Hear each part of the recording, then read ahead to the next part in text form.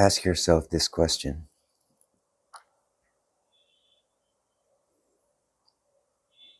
Am I aware?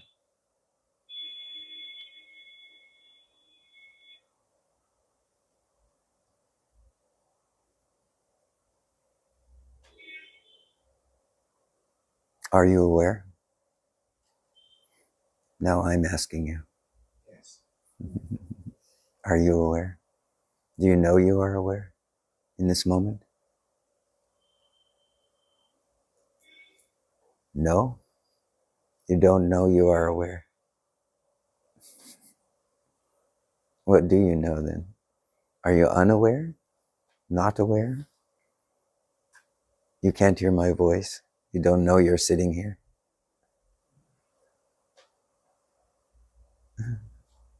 So, on some level, you are aware. Very good. You see, it's often the mind that tells us we're not aware, that we're not awake, that we aren't here. It distracts us with thoughts, emotions, feelings, sensations, experiences, leading us to the conclusion that most of the time we are not aware.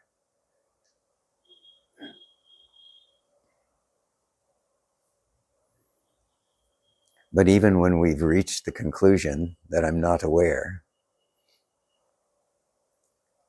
if we ask ourselves, am I aware? We realize immediately, yes. Isn't it true?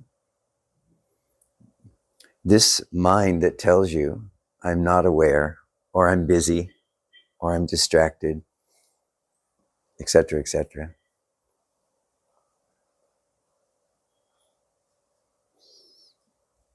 habitually hides the idea, the direct experience, the direct perception, the direct intuition.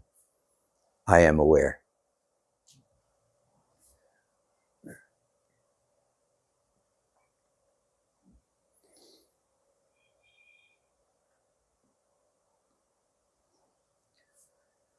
So when we ask the question, I am aware, there's an immediate recognition. Yes, this recognition is coming from the depth of our own truth, of what we know for sure. I am aware. We know this. One can say it's the only thing we really know. Everything else is speculation. Everything else is accumulated knowledge. Everything else is coming and going. But in every single moment in which you are asking yourself the question, or you ask yourself repeatedly the question, am I aware? The answer is always yes. Initially, when you take up this question, what happens is you will go to the habitual way in which you look at the world. So you will ask the question, am I aware? And you will look to the mind.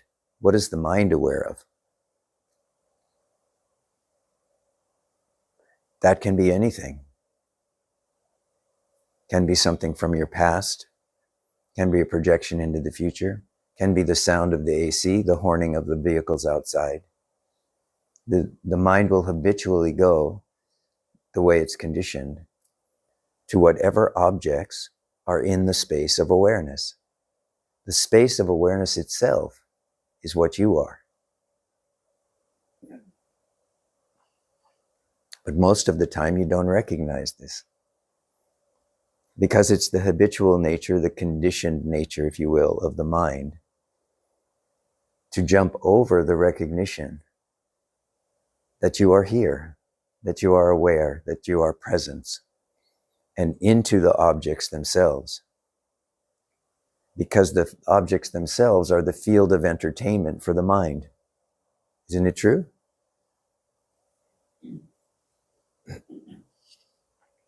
So the mind likes to be entertained continuously. You may have noticed, either with your thoughts, with your past, with your dreams for the future, with your phone. Entertainment is the constant desire of a mind which doesn't know its own silence, and in fact is maybe intimidated and a little bit afraid of its own silence. So when the question is asked, am I aware? And the answer is yes, there's an immediate stopping. It's not voluntary on your part. If you remember to ask the question, am I aware? There's an immediate stopping because the mind needs to check, doesn't it? There's the attention needs to look just that long. It doesn't take long to answer the question because the truth of its own being, it knows intuitively. It knows you are aware. Awareness is here. That which is aware is present. It knows it intuitively. This creates a break between that which you are as silence, as being, consciousness, and that which you have habitually conditioned yourself to become, which is entertained in some way by your own thoughts, emotions, sensations, experiences.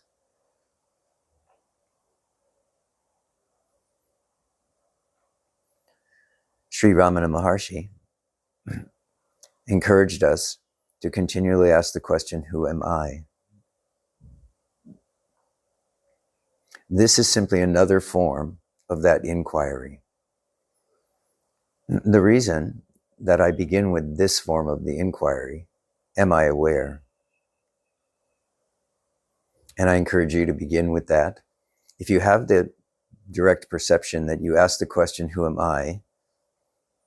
And all of your previous experience dissolves in that moment and you come to peace and calm, you're good.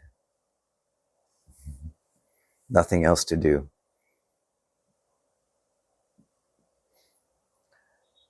But I encourage you, before you delve even deeply into the question, who am I, to check in, am I aware? And the reason is, the habitual nature of the mind can also make the inquiry, who am I, another object. It can make the I another object.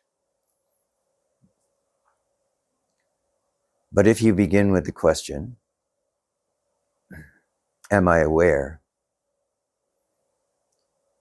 You step before all of the assumptions and all of the conditioning which is there in the mind. You have to take a break from your habitual pattern, your habitual way of looking at your experience, your thoughts, your emotions, your world.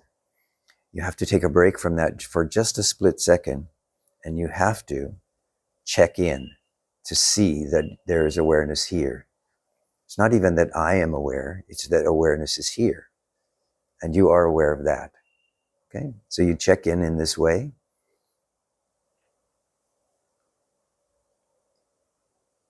And you bring this outward flow of conditioning to a direct and immediate halt.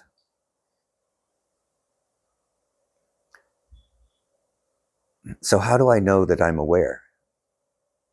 Awareness largely consists of several components. One is presence. Presence is the recognition, I exist, or I am. This is not something you need to think, but if you look deeply, you'll see that there is this recognition that you exist. You know that right now. Another question that if I say, do you exist? You say, yes. Doesn't matter what form it takes. If you consider yourself a body, you consider yourself a mind, you consider yourself a spirit, you consider yourself the divine, whatever form it takes, this has its foundation in I exist. So you know this. This is presence. You feel this right now? You feel your own presence, don't you? If you don't go beyond presence itself, then you are the self. If you go into the idea that this presence you feel is the body, now you are in the ego. Now you are in the me-ness of your experience, not in the foundation of your experience. So this is the reason, if you will, for the question, who am I? Or am I aware? is to bring the attention out of the ego-based or me-based conditioned experience into the recognition, I am here. This I am, this presence, is here. So presence is one component of awareness.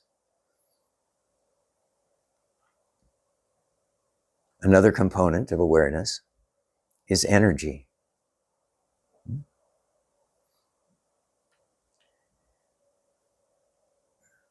What you notice when you ask the question, am I aware, is that there is a certain alertness in the mind, right? If you ask that question, am I aware, you are immediately alert. You're not drowsy, you're not sleeping, right? You're investigating, actually. From that question, you are investigating. So this brings a certain energy and alertness. This energy and alertness is felt in the whole body and also present in the mind. In the mind, it's experienced as light for many people. In the body, it's experienced as energy or sensation, but on the deeper level, not on the sensation of tasting, touching, smelling, and all of that, but on the level of presence, an energetic presence, a subtle presence.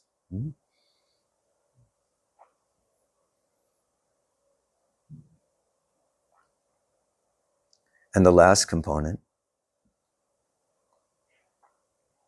of awareness itself, not aware of, remember, we're talking about awareness itself now. The last component of awareness itself can be referred to as emptiness. This is not the emptiness of nothingness or no thing present. This is the felt sensation that with presence and with energy, nothing else is required. So this presence, which is here and knows it is aware, is quite happy with the empty quality of its own recognition. The feeling is nothing else is needed.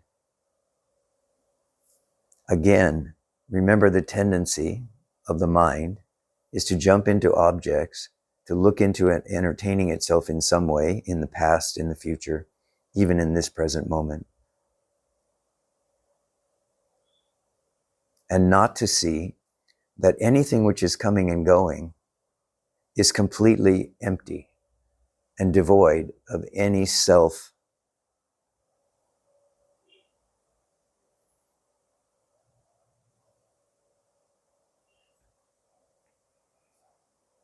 When you are there in awareness, for that split second after the answer, after the question, am I aware? And the answer yes comes, and this is sitting you deep in the heart.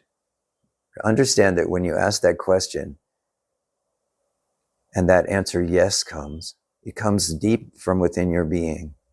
It's not here. This is not a conceptual question or a conceptual answer. It's not coming from the mind. It's not coming from the habitual experience. It's coming from deep within your own being.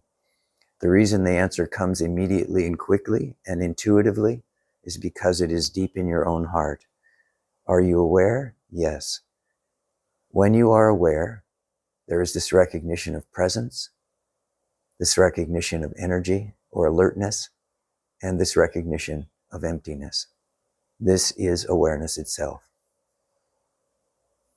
This is also moving beyond that concept of awareness, the nature of the self, who you really are, who you truly are, beyond all other experiences, beyond all conditioning. This is who you are, being, consciousness, and bliss.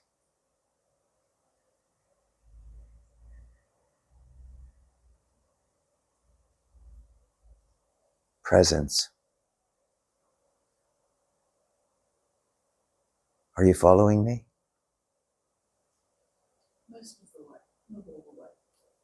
Is presence here?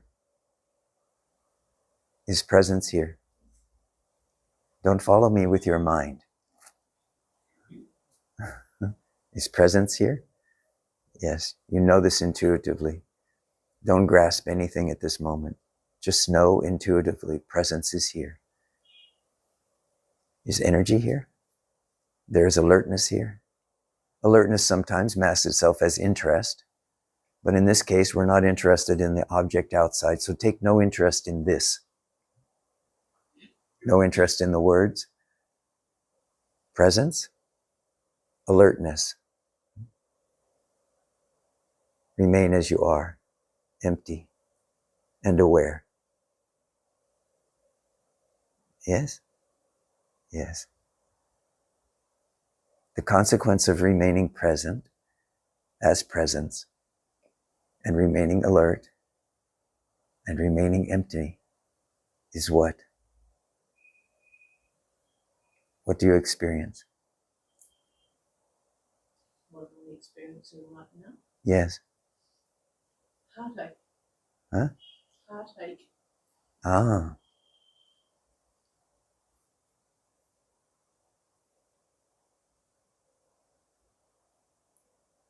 Are you aware? Are you aware? Not are you aware of heartache? Are you aware? Presence?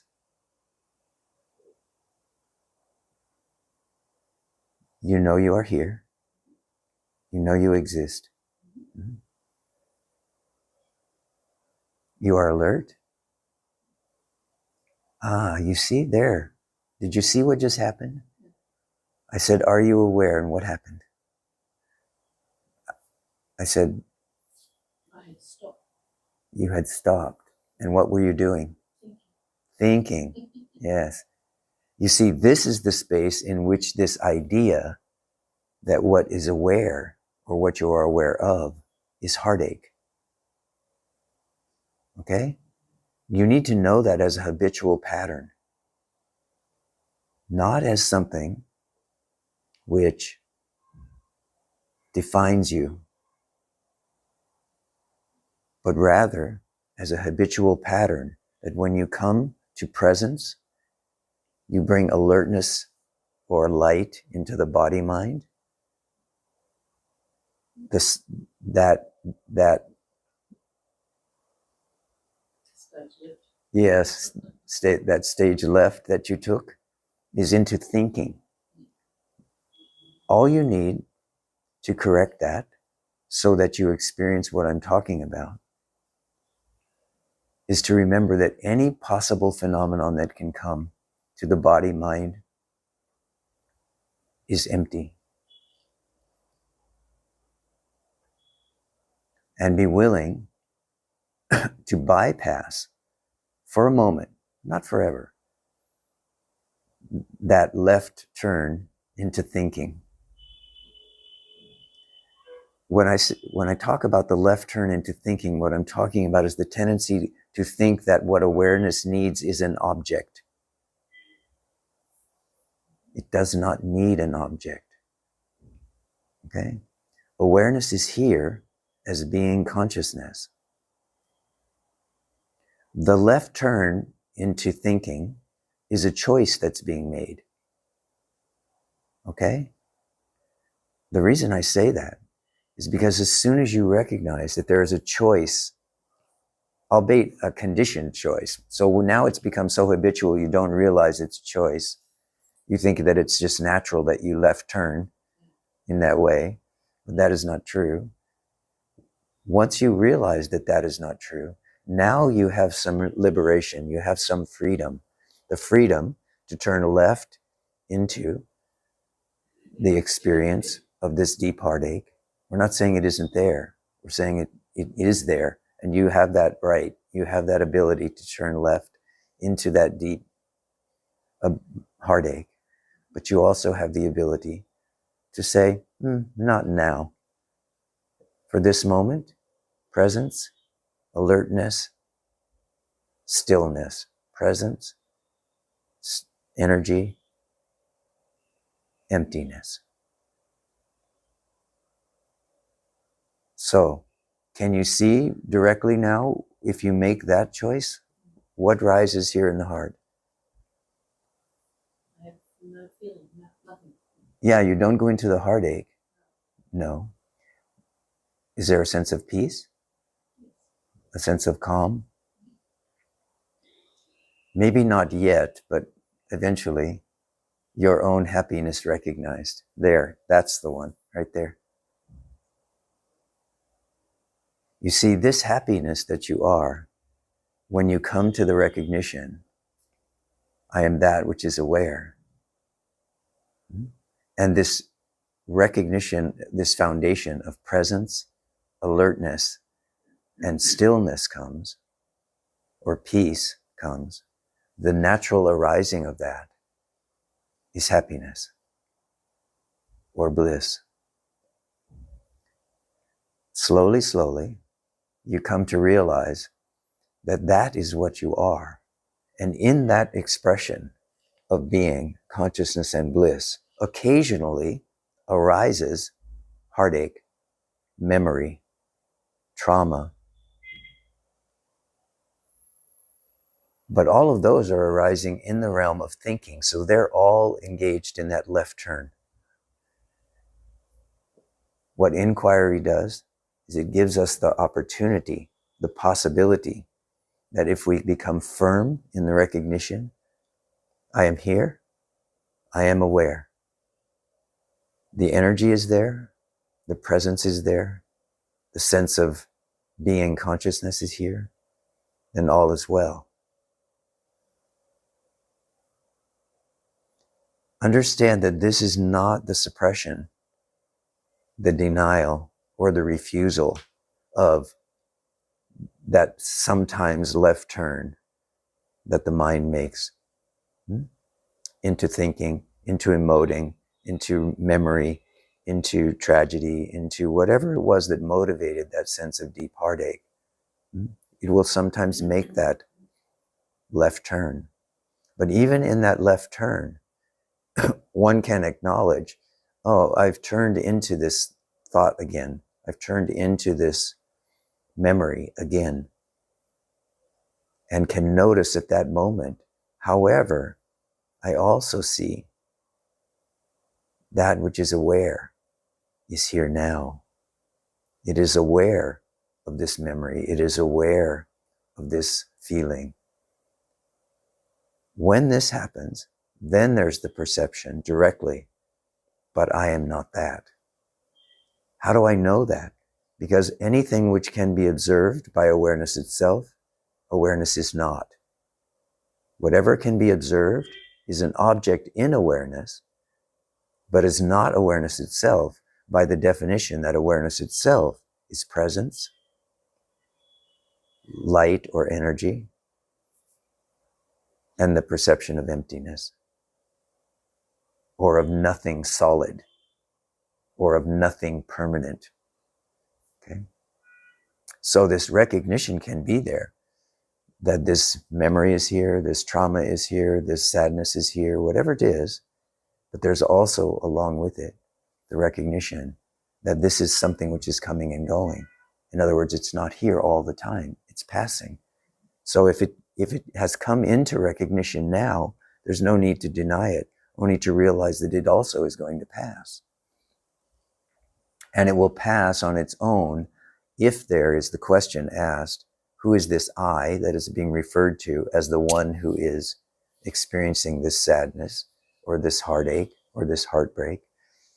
Or the question is asked, am I aware as presence, energy, light, peace?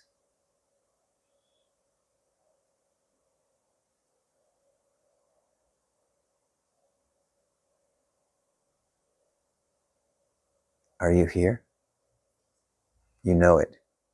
You can see it in your eyes. You're here. In this here nowness, you see, there is no past, which is the source of this thinking, which you are calling heartache.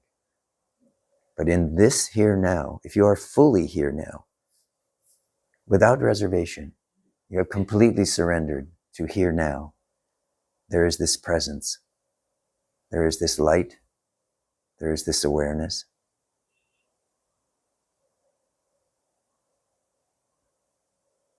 Can you feel the foundation of happiness? Yes. So I encourage you, keep coming back to this. Right now, your foundation is not in that.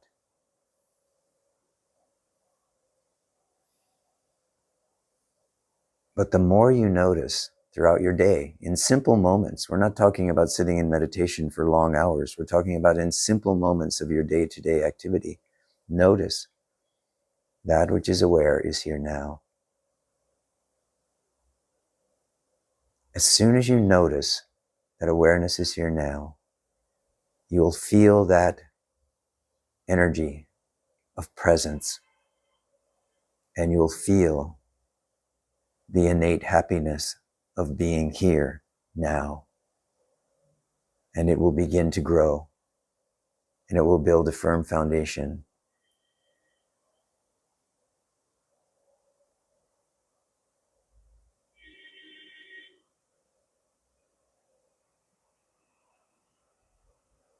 Don't be afraid to be happy.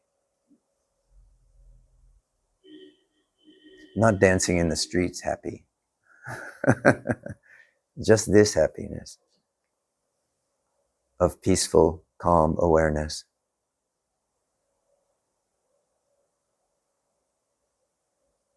Very good.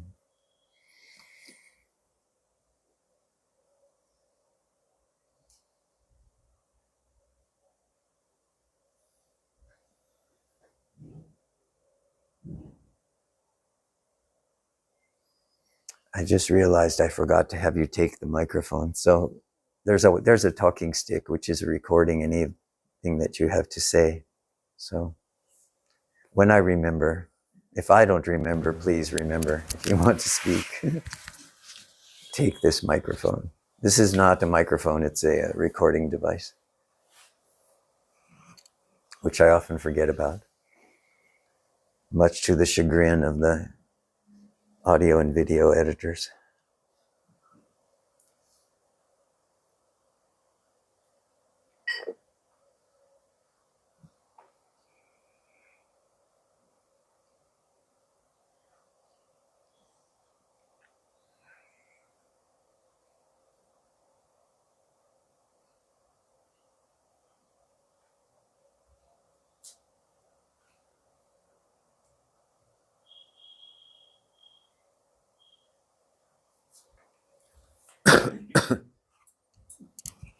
Pranam, Rishiji. Pranam, welcome back. Thank you. I was thinking, Rishiji, in the Bhakti Marg, they are saying that everything happens by the will of God. So I was wondering, like, does God ever make our will His will? Like, if we want to do something, God will say, okay, do Well, it. God is, so first of all, I have to ask you, you better give us your conception of God. Tell us that first. No direct experience, only I had no direct experience. So what's the conceptual, what is the concept that's being called God? Presence is Presence, yes, that's a good one. Yes. It can take the form of a personal Yes, kind. it is both form and formless. So it can take the form of a person, it can take the form of a mountain, and it can take the form of space. Presence is also all of this.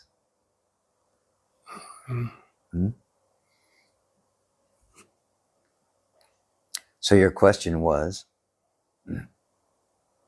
does this presence speak directly to us? Was that correct? Yes. Yes.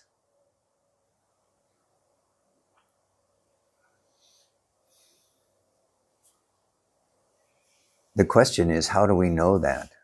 How do we know what is being spoken to us as this presence, and what is being spoken to us or demanded of us or desirous of us using the habitual or conditioned mind, right? Because many people like to go around saying, God is this, God is everything, therefore everything I think and everything I do and every act that I engage in is the will of God. This just leads to confusion for many people and also leads to unintended consequences. Although there are no unintended consequences, right? I mean, if you fully trust that everything is the Supreme, everything is Brahman, then you will dance and whatever comes will also be the Supreme and the will of the Supreme. But to answer your question in a more practical manner, this is the reason why Bhagavan pointed us to the question, who am I? And why I am pointing you to this question, am I aware? Because this is a way to directly know your being as peace, as awareness itself, as open-heartedness, compassion, loving kindness, these kinds of qualities of this open heart.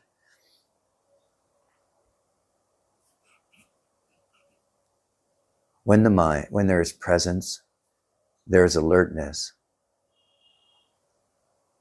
and the mind space is empty, or relatively empty. And by empty, I don't mean there's never a thought in the mind. By empty, I mean that if a thought rises in the mind, there's no attachment to it, there's no grabbing at it, there's no looking at it, there's no analyzing it, just a thought has arisen, it's going and it falls, because nothing is being done with it, right?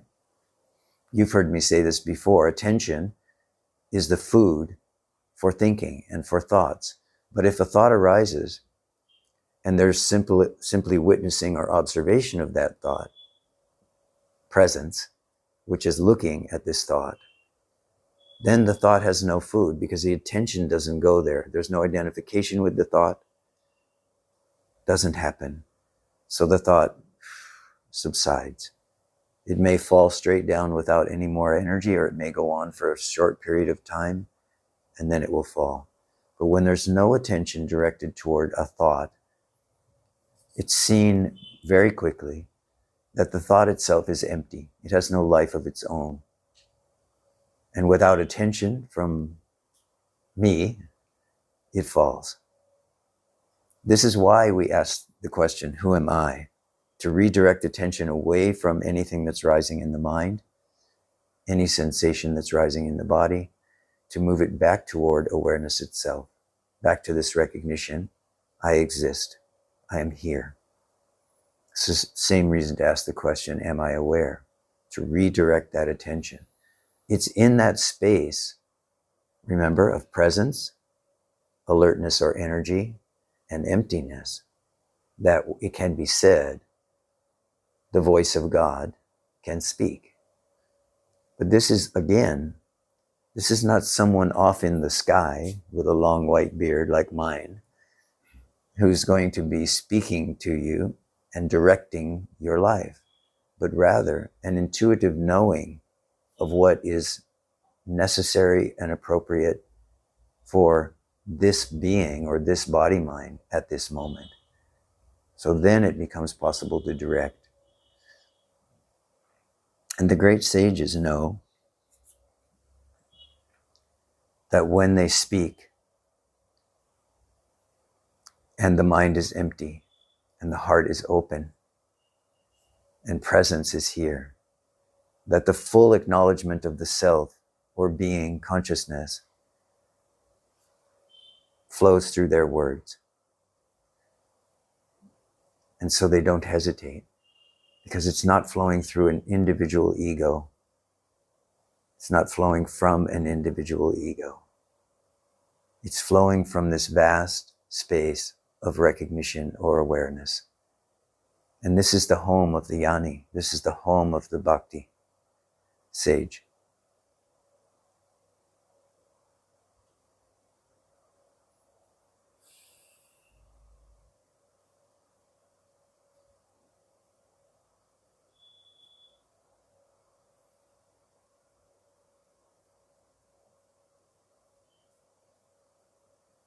So first, we place ourselves in some way at the feet of this master. But it's not to spend a life there necessarily. For some it will be, but not necessarily to spend a life there at the feet of the Master. The Master will always leave at some point. The body will go. The Guru will need to be moved into the heart of being. So the reason that we follow a Jnani or a Bhakta sage is not to become dependent on them, but rather to see what this manifestation of the Supreme will look like for us. And then to find this Guru, this Jnani, in our own heart. This is sadhana. When we come to the sage initially, we often come seeking, which is happening here in the head, in the mind. We are seeking something, we want something, we need something. We need to end our suffering, and so on. This is why we begin this search. We come to the feet of the Master, and we understand the search is over, and the Master says, now just sit there and be quiet. You're here, right?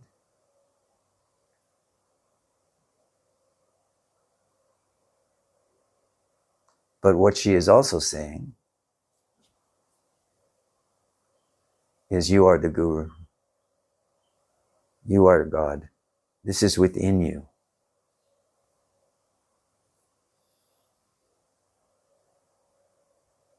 Find that one. But this is not, again, seeking. It is a form of seeking. But it really is to come to understand that you are being, consciousness, and bliss. And the doorway or the gateway for that, according to Sri Bhagavan, is to ask the question, who am I? Because this question will lead you to the Guru within, so that there's a clear understanding that when you hear the voice of God, you know it. There is no more doubt. Remember that liberation, final liberation, the final moment where one moves from jiva or body, mind, personal belief, into the realm of sages. That final belief that is shattered is called doubt. It's the doubt that I am not that. Removal of the doubt that I am not that, in favor of direct perception, direct recognition. That which is aware is here now, and I am that. Now one can stay with the Guru or leave, because the Guru is always here. The Guru cannot be left. Just like one cannot leave Arunachala. Once you know the meaning, the deep meaning of Arunachala as being consciousness and bliss, as the manifestation of Lord Shiva, and you know that to be your own self, then you can go anywhere. You can live in a city. You can go to the West.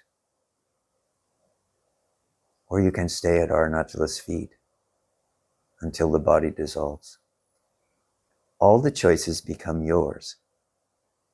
Not yours as an ego, but yours as being, consciousness and bliss. And now there is not a you making the choices. There is simply life living itself in every moment. And true surrender has happened. This is Bhakti Marg. True surrender.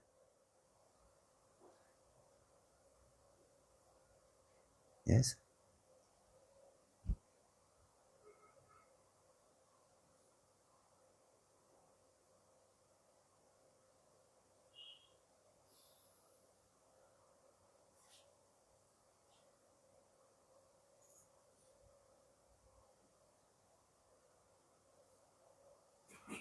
behind you on this side.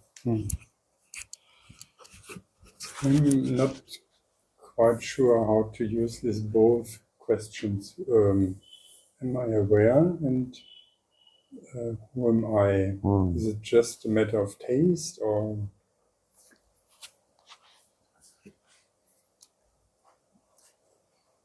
On one level, you can say it's a matter of what resonates with you. So not just a matter of taste. Yes. It's what resonates with you. True.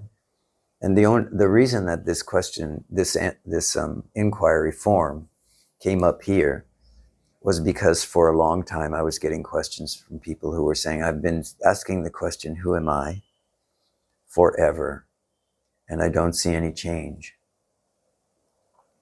If the question works for you, of course, you see rapid change and you step right into the space of being consciousness and you don't need any other question. This is the only question you need. But this is particularly true of Western people. Let me say that. This is particularly true of Western people. Somehow the Western mind, for many people, could not bring the question, who am I, from the conceptual realm, the concept I, as an ego form, right? The only I that I know is myself as the body mind. This is Western tradition and Western training, in fact, that I am the body mind. So this is a very deep-rooted conditioning. In the East, that conditioning doesn't really exist, or certainly not on that deep level. In the East, there is a foundation in spirituality which is taught to children from a very young age. There is God, all of this is the supreme, you are that, this is going on, The gods are here, the deities are here, the goddesses are here. And we are dancing in this lila with all of creation. This is taught to Eastern folk from a very early age. This is not taught in the West. So Western people get the question, who am I? And often get caught in the concept I, the concept am, and the concept who. Who seems to imply that me. They cannot get beyond that concept. It doesn't penetrate. So having this conversation over many years, this came as an inspiration to simply ask people, are you aware? And point to that yes as the gateway. If you cannot penetrate through this question, who am I, into the heart of being, then bring yourself directly into this recognition, I am aware. And by doing that, it becomes possible either to stop and wait and do nothing, or to ask more deeply, who am I? Bhagavan's form of this question was when people said they couldn't penetrate it, they couldn't understand this question, who am I? He said, ask the question, to whom does this thought come that I can't penetrate? So this was his form of that, and this form works as well. But I have also found it to be very useful, especially for Western minds, with Western conditioning, to ask, are you aware? Am I aware? No one has ever answered no, except maybe her. But even when questioned about the root of that no, she acknowledged, right, didn't you? You acknowledged right away that you were aware of that no. So awareness was there before that no. That this no is a mind game that's being played. Okay.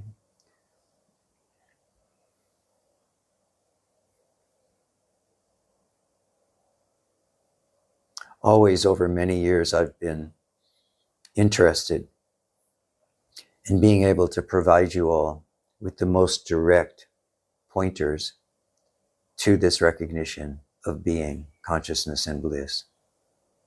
And this one seems to work well, especially since the majority of people generally in satsang are Western and are working with or working through or penetrating Western conditioning. Regardless of culture, it's interesting. It doesn't matter, whether it's an American or a German or an Israeli or an Australian. All the Western cultures have this same kind of foundation, right? Which somehow makes it difficult to penetrate beyond the body-mind experience or the belief that I am the body. So one of the things that the question, am I aware, resolves is that it completely removes this for a moment, just for a moment, initially, eventually, finally. It removes this I am the body idea because it penetrates through both the sensations and the experience of the body and the mental conditioning of the mind. Awareness in its pure form is always here. And so for Westerners, this seems to work. Was that it? Were you finished? So would I be right to understand then that really both who am I and am I aware, they're both really bringing us to recognize that actually, rather than being an entity, I'm actually awareness itself, no? Yes, exactly. Yes. Right. And the way that it does this is it takes attention away from the objects, from the sensations in the body, from the past, from the experiences of the past, from the projections of the future. It withdraws attention from that normal and habitual tendency of Western conditioning and puts it in the here and now. Puts attention here now. It asks, what is here now? By the question, what is aware? Brings us here, brings us now, brings us into the immediate recognition that in this moment, for all practical purposes, there is no past, there is no future, there's not even a present. There is only here-ness, now-ness, the immediacy of knowing, yes, awareness is here. I mean, isn't it more important? You don't need to hold it so close. Right, okay. I mean, isn't it even more important, rather than that, am I aware, that actually I am awareness? Yes. That's really what we're aiming for, Yes. no? Rather than, because you could say, am I aware? And it's almost like I'm an object that has awareness. Yes. But aren't we really aiming for actually I'm awareness itself? The next form, next more direct form is I am aware. It's not am I aware? It's I am aware. That's the next direct form. I am aware. Or even I'm awareness. I think that's more. Don't you think so? I'm aware could still be a quality that I have. Yeah, do you know what I mean? You can put that in there, but understand that if you look at the quality of the word awareness, it has a thingness quality to it. Awareness is a thing. What I'm pointing at is that awareness is here. There is only that which is aware. It's not a thing. It's a being. Sure, I didn't mean it as that, though. Yeah. Okay. Yeah. It's a beingness. Right, sure. The attempt I'm always making is to bring you always into your own recognition of beingness, which is before all concepts. You see, we don't even need the concept of beingness. We don't need the concept of awareness. These are thingness kind of concepts. Before all else, I am. Before I am, this is. Yes? Mm-hmm. You mean before I formulate it into a sentence? Yes. It's independent. It doesn't need anything. It doesn't need to be formulated. Yes, thus its empty quality. Yeah, self-sufficiency. Yeah. Presence, energy, emptiness.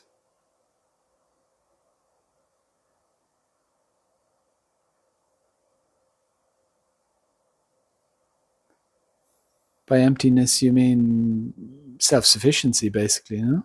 Okay. Isn't it? But it doesn't need anything else, no? Yes. Yeah.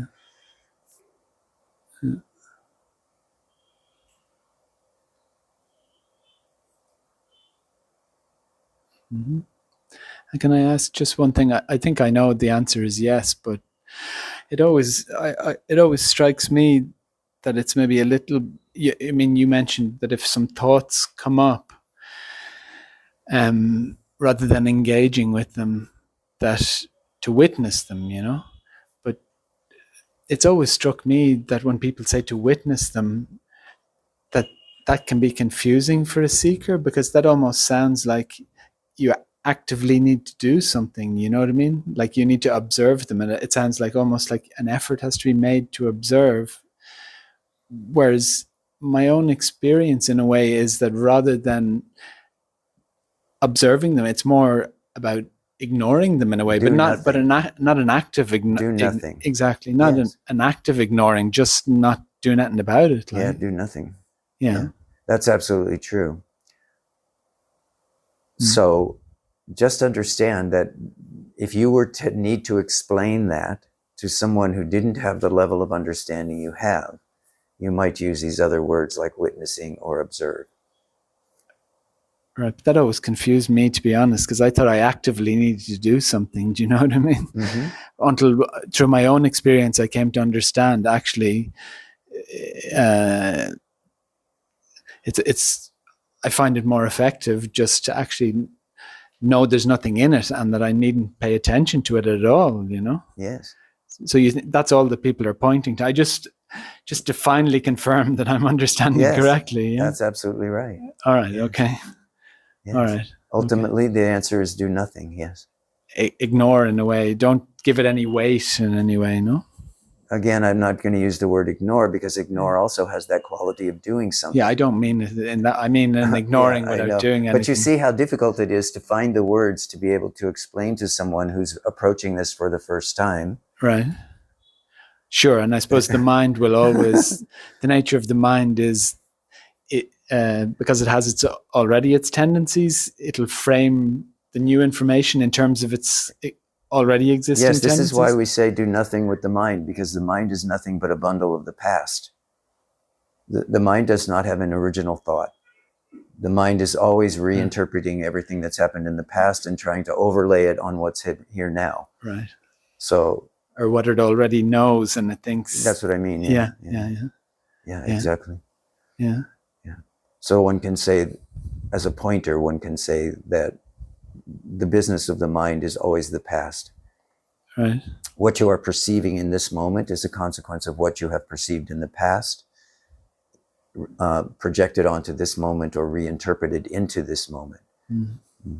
Yeah. So the reason we talk about presence is because presence implies that we are willing to surrender everything in favor of here, nowness, what is, in its pure form, without this layering of our past experience. Right. Sure. I mean, I noticed that myself, and often if you get a new spiritual teaching, I just try and fit it in with what I already believed, you know what I mean? And sort of see how it, they're just saying the same thing really anyway. Do you know what I mean? Rather than, yeah. Sure. Yeah. Okay, cool. Thank you.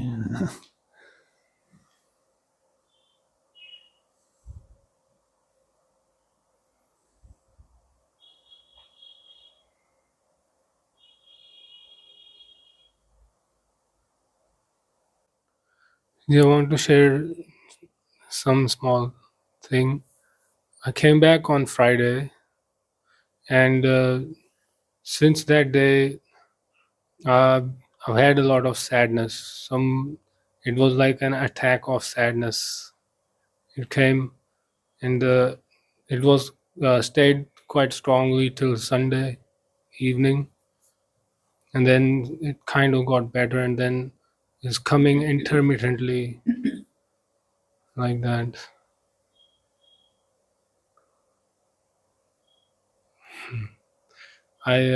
Where is it now? It's here now. It's here now. Yes.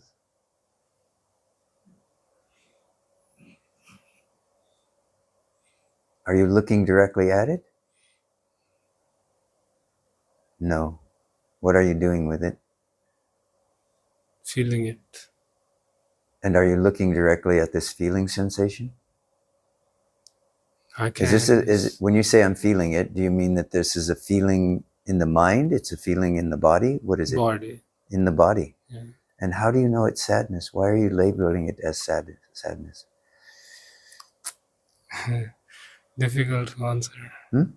Difficult to answer. Yeah, very difficult to answer. And the reason is I ask you that question is because of what we were just talking about. And that is that you are having an experience of sensation in the body right now, which you are labeling as sensation and which you are calling sadness. This is referring what is happening now in the suchness of this moment to an experience you had before. So you are interpreting what is happening now based on some experience you had in the past. That's why I say this is the purview of the mind. If you want to free yourself from that, you have to be willing and able to stand in what is here now without labeling it, without comparing it, without searching for its root, without asking why. This is to stand with whatever is here in the recognition that which is aware is here now, and that it is aware of this emptiness, it is aware of this presence, and it is aware of this energetic movement in the body. But don't assign a label. Don't think you know what it is. This is this practice that I often refer to, in which I say stand in it. Stand in it doesn't mean evaluate it. It doesn't mean judge it. It doesn't mean have an opinion about it, and it doesn't mean refer to the past. It means here now. Are you aware? Yes. Okay, so you are aware of some sensation. You are aware of being aware. There is some sensation present.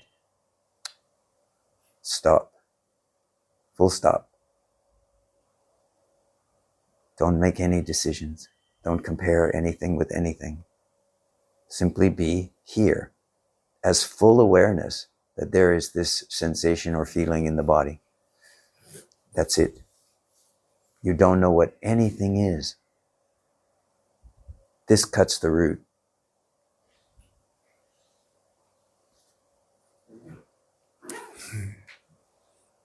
Now you are just here, right? Not you, but awareness is just here. And sensation is going on. Sound is going on. That is what is happening. No evaluation, no judgment, no opinion about any of it. If you rest as this awareness, eventually you come to know what everything is without needing to label or interpret anything using the past. So if you want to liberate yourself, you can only be liberated, you can only be free in this moment. As soon as you haul the past of your experience into this moment, you have bound yourself again. So as long as there is no me, there is no suffering. As long as there is no decision making, there is no suffering. There simply is being, consciousness, which is here now.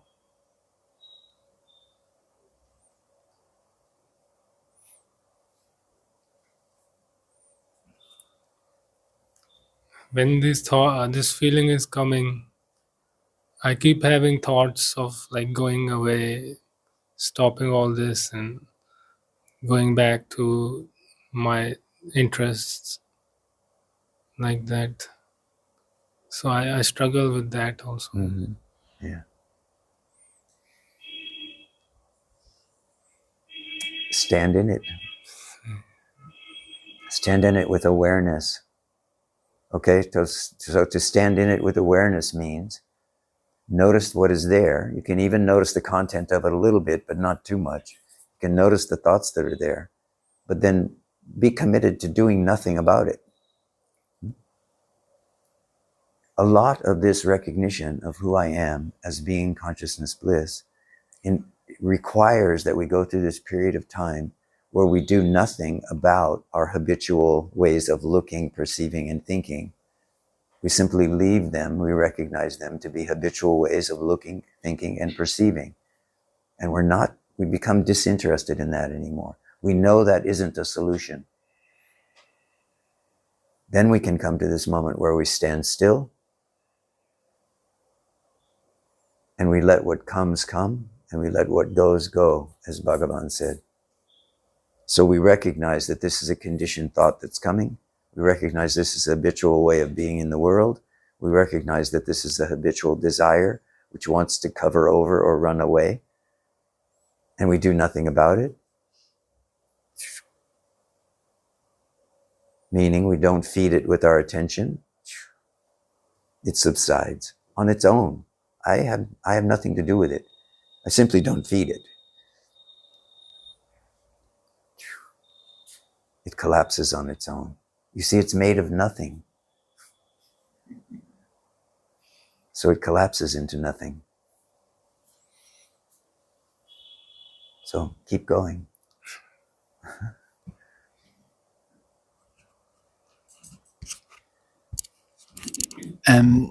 Yeah, I mean, I'm experiencing something similar.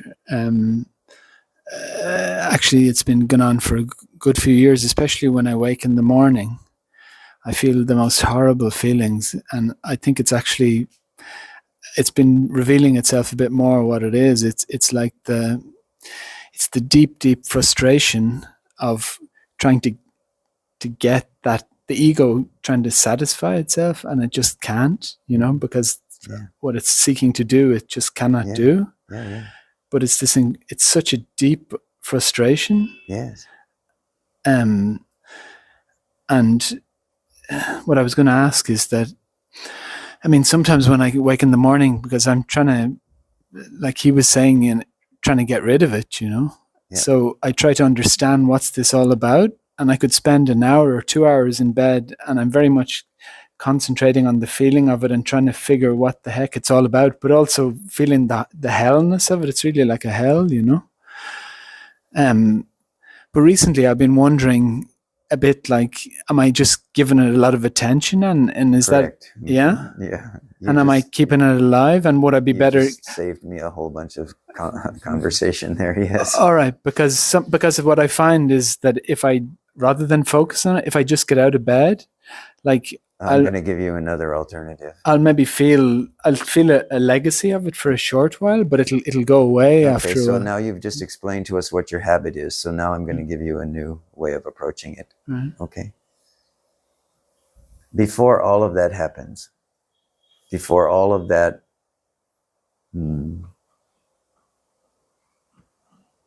trying to understand it with the mind, deciding to get up out of bed and just go, and then it will eventually go down. Why does it eventually go down, first of all? When you get up out of bed and you get busy, what happens? Well, I think it's because I'm not giving it attention anymore. Correct. So you're not feeding it, which is what I'm saying. So that's part of what I'm saying. I want you to recognize the truth of that is in your own experience. So what you don't feed disappears. But the way you're doing it right now is you're feeding an alternative. How? Your experience. You're saying, oh, I don't want this experience, so I'm going to feed a different experience. So I'll get up and I'll give my attention to coffee and breakfast and work. Well, it's not that it's not that I'm actively trying to make it go away. It just does go away because my attention is elsewhere. Withdraw attention. Yeah, exactly. But that's what I'm saying. I'm not saying you're making a conscious choice. I'm just saying that's what's happening. Right. You're shifting the attention from one set of objects to another set of objects. That's not ultimately going to resolve the situation for you. So what does resolve the situation? So I give you another alternative. Lie there on the bed. As soon as you come into waking consciousness, put your attention on the solar plexus. Don't do anything else. When the mind tries to start up, because now it will, of course, you have this habit of waking up in this disoriented state, which you're calling a hell state. You have this habit of immediately diving into that, or of thinking that that's the only thing that's present there, or of thinking that that's there before you even come into the waking state. What I can say about that is you're not catching the waking state early enough. You can catch the waking state before that whole experience that you're having unfolds. Do this by starting out the night before. Yeah. When you get ready to go to sleep, you say, in the morning, when I wake up, before I go into that habitual state, I'm going to set my attention. I want attention to rest on the solar plexus. Okay. Yeah. This attention resting on the solar plexus, when that wakes you up, attention immediately going to the solar plexus, it withdraws the attention or stars the habitual pattern of waking up in a hell realm of attention, and it puts it here. So why put it here? Bhagavan said, and many great sages have pointed to this, that the heart of being as a body location is not the heart of the physical body, but rather 2 fingers to the right side. You've read this before? Yeah. By placing attention there immediately, as soon as we're able to. So even if you come and there's a little bit of sensation already going on in the body, or the thoughts are already starting up, just direct the attention to the heart center, to Not the so solar plexus is here, isn't it? Would I be correct? maybe a little bit lower to that, but to now just go to the other. It doesn't matter. We don't have to be that particular. Or more or less around the heart. If I say to you, are you here? You say, Yes. where? Yeah, I know we say me. Right there. Yeah. I'm here. Yeah. Exactly. So that'll do. Yeah. Yeah. You say, Yeah. I'm here. Yeah. Exactly. Yeah. Every single human being in every culture does this. Sure. I am here. Mm-hmm. Where are you? Here. Yeah, we don't say I'm here. Yeah. It'd be strange. Yeah. Here. Some people say here. All right. I am here. All right. Okay. Mm-hmm. Okay. So come to that place, because this is where the center of heart feeling is as we come into the waking state. And when we get very good at this kind of practice, you can say, what happens is you begin to see that there is this, in fact, this point where it appears that being consciousness or awareness itself floods the entire body. So first it floods the body and then it enters the mind. And it does that as a form of light or a form of energy, all originating from this place. So what we're doing here is bringing the attention back here, waiting there, just waiting, doing nothing. I might have said observe, but you said that doesn't work for you. So doing nothing, we are just there. Attention is just there. So, I mean, and would the main purpose in that really be just not giving direct attention to this feeling, more letting it be there, but not doing anything about it, basically? Yeah? Correct, but with the intention at some point that you will recognize at some point that this is where the samskaras, the tendencies of the body mind, entering from the dream state or the deep sleep state into the waking state. This is where the body and mind become animated from, using the samskaras. You think you wake up because you aren't tired anymore. You actually wake up because the samskaras which brought this body mind into existence are rising again. Right. Each morning, they are rising again. Okay. So what you are facing with all this hell realm kind of talk is just the samskaras, which have come from this lifetime, from a previous lifetime. Sure. Tendencies, these are things which are coming, which have formed this body mind. But now you have the opportunity to look at them directly, not look at the samskaras, but just to be there in this present awareness as light and energy and presence flood the body and flood the mind. But over time, for some people relatively quickly, you become quite capable of mastering the way in which that energy flows into the body and subverting the conditioning of the past, which wants to take it into this, what you're calling a hell realm. Well, I just mean it's horrible, Yeah. I mean, understand you're not doing this to avoid something. It's important that you recognize that the hell realm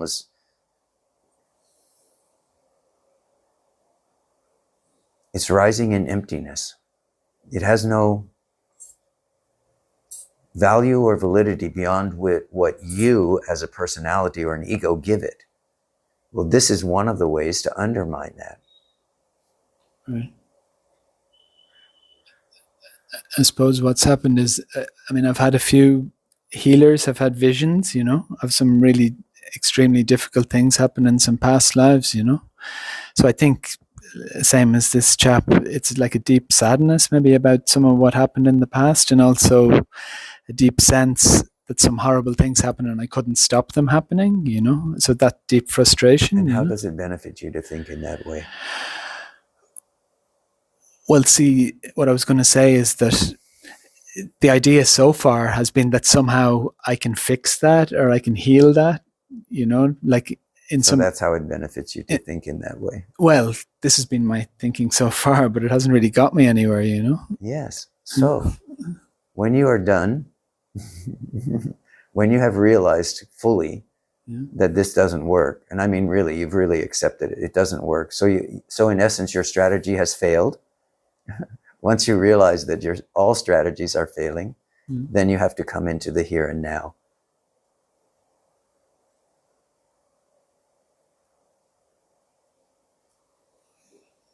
Meaning, like the technique you're suggesting. Well, that's just a technique for anchoring you in the here and now before this tendency to want to fix something, heal something, rises early in the morning. Right. But ultimately, you're going to have to give up this desire to want to fix yourself. And the way you give up the desire to want to fix yourself is go ahead and try to fix yourself. Until you realize, first of all, there is no you self. As an entity. You mean? As an entity. Mm-hmm. And secondly, that you can spend eternity trying to fix yourself, trying to fix the problem, trying to find the root of the problem, asking the question, why? Or you can come into here now through the question, am I aware? Yes. And you can remain as that which is aware here now. And this will resolve all of the questions eventually, but relatively quickly. Okay. So what you're really saying is be awareness, be what you really are, and then I suppose as Jesus said, come to the kingdom of heaven and all else will be added onto you. Okay. It's the same, no? Yes. Be your true self, and all that you see. There is a time for us to know the quality of what's arising.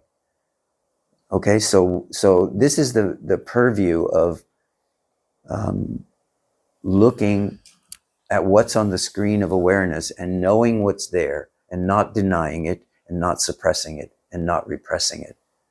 But we also have to know what the limit in terms of effectiveness or in terms of producing happiness, let's say, is to that kind of process.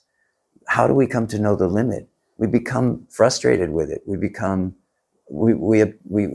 through that process and come to a sense of failure, over and over and over. Whether it's a spiritual practice, a psychological practice, a mantra, or whatever, we come to this place where we say, gosh, I've been doing this for a long time and nothing's working. Yeah. And then we get ready to completely stop, to finish. We say, I can't do this, you do it. Arunachala, you do it. Life, you do it. I can't do this anymore. But I also can't do nothing. So I have to keep coming to the question, who am I, or am I aware? I have to keep coming to this, knowing that this kind of a question will become eradicated along with the you when the you is gone, the one who is seeking. When this one is completely gone, then this questioning will also stop. And there will just be this recognition of being, consciousness in this moment. Mm-hmm. Okay. Just to, I think I know the answer too, but I've gone to so many healers and it doesn't seem to help, you know what I mean? You're still living as a you. You have to stop it. You are not a you. Give up the you. Let's go right to the point. Give up the you. Give up your past. Give up your future. Give up you. You are not who you think you are. You are not who you think you were. You are that which is here now as being, consciousness. That which is aware is here now. Mm-hmm. Rest there and stop. Sure, thank you. Thank you very much. Mm-hmm.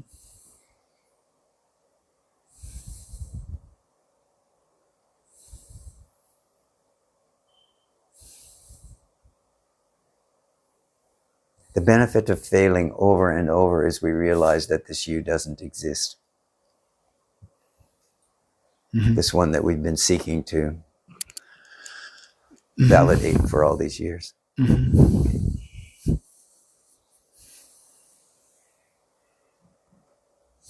Come to this now. End it. Just end it. End this game of you. Mm-hmm. You can do it. I can see you can do it in the moment. So if you can do it in the moment, when I point directly at it, you can do it as the foundation of being for yourself. Okay? Mm-hmm. Okay. Thank you very much. Yeah.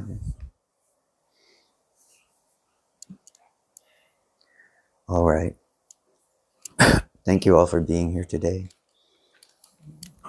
for bringing your love and your compassion and your peace.